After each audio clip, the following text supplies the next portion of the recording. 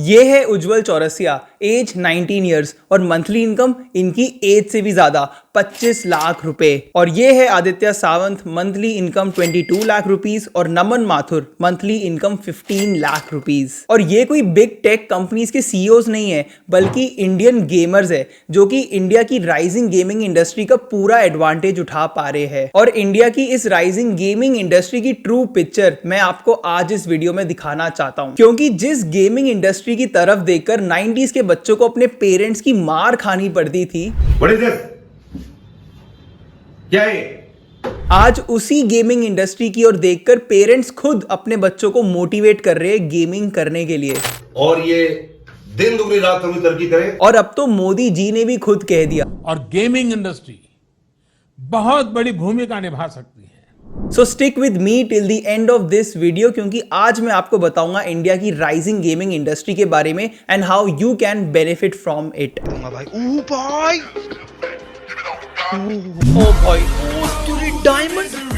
ओए दो यहाँ पे 2021 में इंडिया की गेमिंग इंडस्ट्री का मार्केट साइज $2.2 बिलियन था एंड इट इज एक्सपेक्टेड कि 2026 तक ये साइज $7 बिलियन हो जाएगा। और इससे भी ज्यादा हैरानी की बात यह है कि इंडिया की गेमिंग इंडस्ट्री का CAGR 30% है, जो कि हमारी हेल्थ केयर इंडस्ट्री से भी ज्यादा है, जिसका CAGR सिर्फ 19% है इस वक्त। और यही बात नोटिस करके मुकेश अंबानी ने इंडिया की गेमिंग इंडस्ट्री के बारे में ये बोला था। It's very hard to imagine that gaming will be bigger than music, movies and TV shows all put together. Well, Mukesh Ambani is right, क्योंकि 2021 तक ही इंडिया वर्ल्ड की टॉप 5 मोबाइल गेमिंग इंडस्ट्री बन चुका था। और लास्ट ईयर की एक रिपोर्ट के मुताबिक इंडिया में लगभग 390 मिलियन ऑनलाइन गेमर्स थे, जिनमें से 95 मिलियन गेमर्स ने इन गेम्स को खेलने के लिए ऑनलाइन पे भी करा था। और अगर हम ई स्पोर्ट्स की बात करें तो 2021 में ही इन गेमर्स ने लगभग 2 मिलियन आवर्स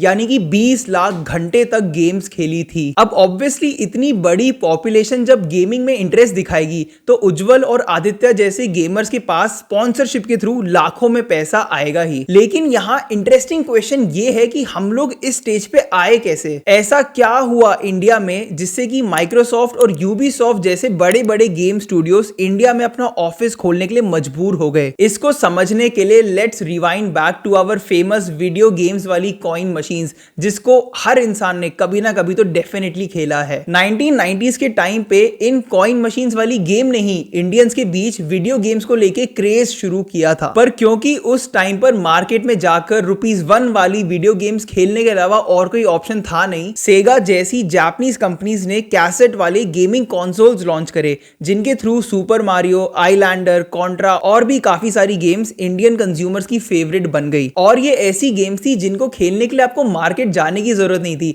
इनको आप अपने घर बैठे बैठे खेल सकते थे। पर फिर भी इन गेमिंग कंसोल्स का पेनिट्रेशन बहुत कम था, क्योंकि ये बहुत ही हाई क्वालिटी गेमिंग कंसोल्स होते थे और बहुत ही कम इंडियंस इनको एक्चुअली अफोर्ड कर सकते थे। लेकिन इसमें एक ड्रास्टिक चेंज आया 2010s वाले डेकेड में, जब Xiaomi ने 10,000 रुपए के रेंज में अपने स्मार्टफोन्स लॉन्च करे और लोग इन स्मार्टफोन्स पे गेम्स खेलना प्रेफर करने लगे ओवर गेमिंग कंसोल्स। और फिर 2016 में जब जियो ने इंडिया में अफोर्डेबल इंटरनेट लाया, उसके बाद कुछ ही सालों में इस गेमिंग इंडस्ट्री के यूजर्स, इन गेम्स को खेलने वाले प्लेयर्स डबल से भी ज्यादा हो गए। फॉर एग्जांपल 2013 में सिर्फ 76 मिलियन स्मार्टफोन यूजर्स थे इंडिया में, और 2020 में ही अराउंड 696 मिलियन स्मार्टफोन यूजर्स हो चुके थे। And by 2025 it is expected कि ये नंबर 970 मिलियन यूजर्स टच कर जाएगा। और इसी राइजिंग यूजर बेस को देखकर इंडिया में गेम डेवलपमेंट स्टूडियोज भी बढ़ने लगे। 2009 में इंडिया में सिर्फ 15 गेम डेवलपमेंट स्टूडियोज थे,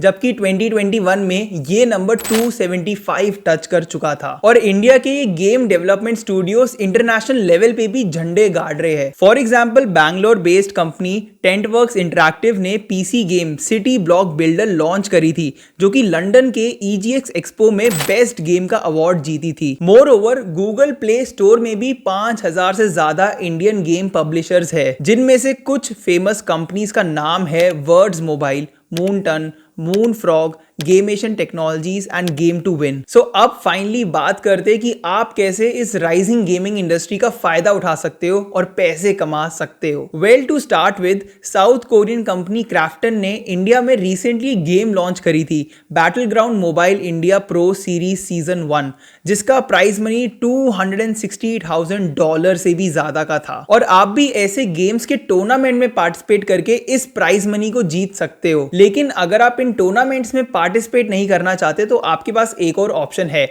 आप YouTube पे इन गेम्स को खेलते हुए अपने आप को लाइव स्ट्रीम कर सकते हो और अपनी एक ऑडियंस बिल्ड कर सकते हो। और कुछ ऐसा ही करा उज्जवल ने भी, जो कि आज अपने लाइव स्ट्रीम्स के थ्रू ब्रांड को प्रमोट करके लाखों रुपए कमा रहे हर महीने। और लास्टली, अगर आप खुद एक गेम डेवलपर बनके अपनी गेम लॉन्च करना चाहते हो तो you can start learning programming languages like Python, C#, C++, JavaScript, Java etcetera. और जैसे जैसे लोगों को आपकी गेम्स पसंद आने लगेगी, वो आपको इन गेम्स को खेलने के लिए पैसे पे करेंगे, and this is how you can make money by developing your own game. So ये थी इंडिया की बूमिंग गेमिंग इंडस्ट्री की एक शॉर्ट पिक्चर, जिसको आज सिर्फ इंडिया में ही नहीं बल्कि ग्लोबली अप्रिशिएट किया जा रहा है। और इसका एक एग्जांपल है Hyderabad based Ogre Head Studio, जिन्होंने 2017 में एक Indian mythology based game Asura launch की थी। और ऑल्दो इस गेम को इंडिया में इतनी ज्यादा पॉपुलैरिटी नहीं मिली, यूएसए, जापान और चाइना के गेमर्स के बीच ये गेम बहुत ज्यादा पॉपुलर हुई थी। और अब तो इंडियन गवर्नमेंट भी इस गेमिंग इंडस्ट्री को सोशल कॉज के लिए यूज करना स्टार्ट कर रही है। For example, missing game for a cause